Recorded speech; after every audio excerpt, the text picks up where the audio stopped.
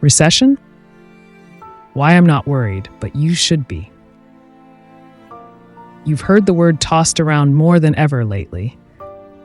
The headlines are full of doom and gloom, warnings of economic collapse, and predictions of mass layoffs. So, why am I not worried?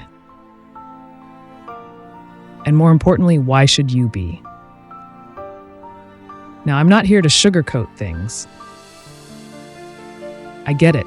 There's a lot of uncertainty out there. But here's the thing. I'm not panicking. I've made some key decisions that have kept me secure, even during the toughest times. And while I'm calm about the whole situation, the truth is, a lot of people aren't taking the right steps to protect themselves. And that should have you worried. In today's video, I'm going to break down why I'm not concerned about the looming recession and why, if you're not careful, you could be in a really tough spot. I'll share the strategies that have worked for me, how I've prepared for economic challenges, and most importantly, what you can do to start protecting your own finances before it's too late. So, buckle up, because we're going to see some crucial financial insights that you won't want to miss. Why I'm not worried about the recession. So, why am I so calm when everyone else seems to be losing their minds over this recession talk? The first thing I want you to know is that it's not about being oblivious to the situation. It's about being prepared. The truth is, I've made a few key decisions in my financial life that give me confidence, no matter what the economy throws at me. The first is diversification. I don't put all my eggs in one basket. Whether it's investments, income streams, or savings, spreading things out reduces my risk. If one thing takes a hit, the others will help cushion the blow. And let's talk about my investment strategy for a moment. I focus on long-term growth, not short-term wins. Sure, the stock market fluctuates, but I've built my portfolio to withstand the storm. I invest in solid, stable assets like real estate and blue-chip stocks. These aren't quick fixes, but they give me peace of mind knowing that even during a recession, these assets tend to hold their value or appreciate over time. But it's not just about investments. Another key factor that keeps me calm is having multiple income streams. In case one of them gets disrupted, like my business or side hustles, I have backups. I've built a diverse range of income sources, so I'm not relying on just one paycheck or one project. This way, if something goes south, I'm already positioned to handle it. On top of that, I've made sure to have a solid emergency fund. This is crucial. I keep at least 6 months of living expenses saved up in a liquid, low-risk account. That way, if things go sideways, I'm covered. No need to panic or make rash decisions because of a financial crisis. Now, I'm not saying that I'm completely immune to the effects of a recession. Of course, some things may get a little bumpy, but the reality is, with the strategies I've put in place, I can weather any storm that comes my way. And that's the key here. It's not about predicting the future, it's about preparing for it. So, while I'm not concerned, I want you to think about where you stand. If you're in a position like mine, well-diversified, with multiple income streams, an emergency fund, and a clear plan, you're in a much better place to ride out the recession without fear. Why you should be worried. Okay, so we've talked about why I'm not worried, but here's the thing. Not everyone is in the same position as me, and that's where the real problem lies. If you haven't taken the right steps to prepare for a recession, then yes, you should be worried. Here's why. A lot of people aren't paying attention to the warning signs. They're going about their daily lives as if nothing has changed. And that's a huge mistake. Recessions don't give you a heads up. They hit you fast. And when you're unprepared, they can hit hard. One of the biggest mistakes people make is not saving enough. A lot of folks live paycheck to paycheck, and when the economy takes a downturn, they're left scrambling. Without an emergency fund, you can't weather the storm. You'll find yourself in debt, scrambling for loans, or worse, struggling to make ends meet. You don't want to be in that situation. Another common mistake is accumulating too much debt. Whether it's credit card balances, student loans, or car payments, high debt can crush you when the economy slows down.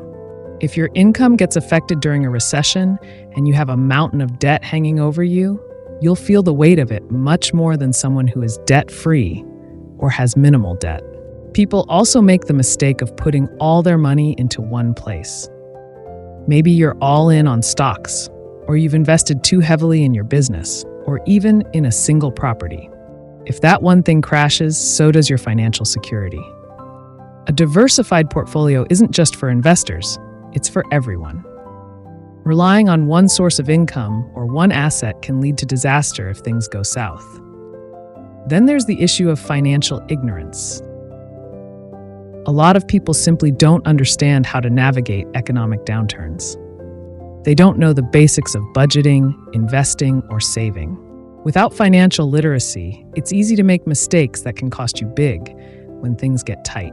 And let's not forget about job security. In tough economic times, layoffs are inevitable.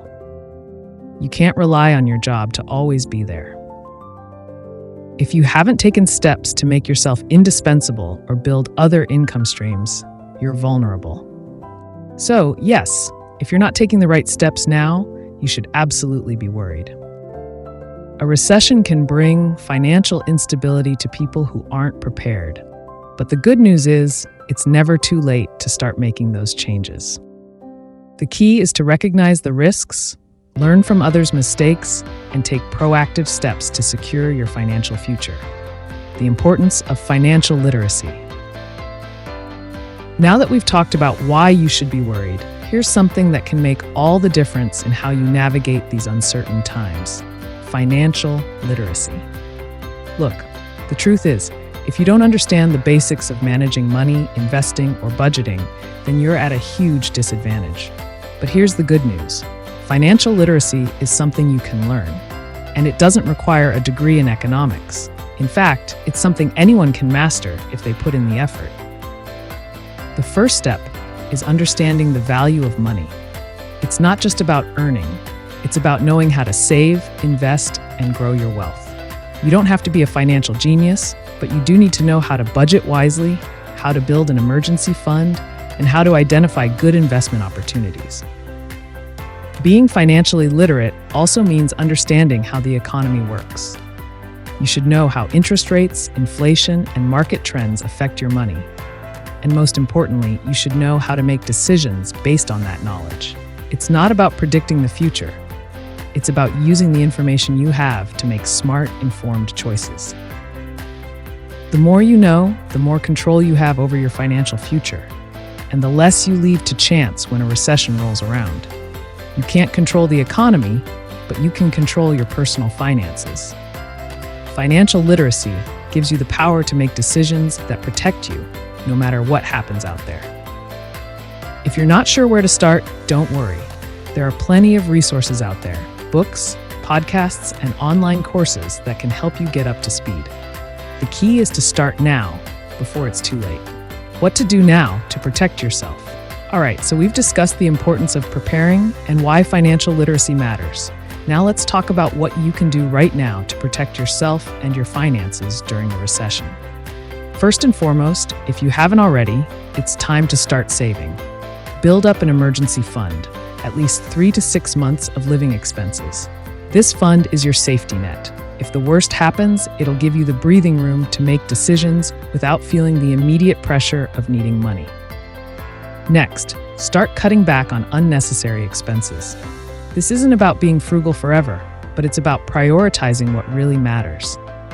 Take a hard look at your spending habits. Can you cancel any subscriptions you don't need? Are there ways you can reduce your bills or cut out impulse buys? Every dollar you save can go toward your emergency fund or investments.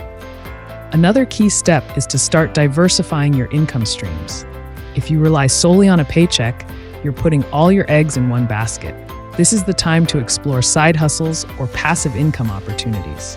Whether it's freelancing, starting an online business, Lastly, keep learning. This is a time to upskill, whether it's through advancing your career or learning about new investment opportunities. The more skills you have, the more valuable you become in the job market, and the better equipped you'll be to handle whatever the economy throws at you. Taking these steps now, saving, cutting expenses, diversifying income, reducing debt, and learning, will position you much better when the recession hits. And more importantly, it will give you the peace of mind knowing you've done everything you can to protect your financial future. So, to recap, while I'm not worried about the recession, that doesn't mean you should take things lightly. The key to riding out tough economic times is preparation. Having a solid emergency fund, reducing debt, diversifying income streams, and most importantly, being financially literate. The truth is, a recession might be coming, but it doesn't have to ruin you. If you take the right steps now, you can protect yourself and even come out ahead. And the best part, it's never too late to start. If you haven't begun to prepare yet, I highly recommend you take action today. Start saving, start learning, and start building a foundation that will protect you in any economic climate. I hope you found this video helpful, and if you did, don't forget to hit that like button, share this with anyone who could benefit from these tips, and subscribe for more content that helps you take control of your financial future. Stay informed, stay prepared, and I'll see you in the next one.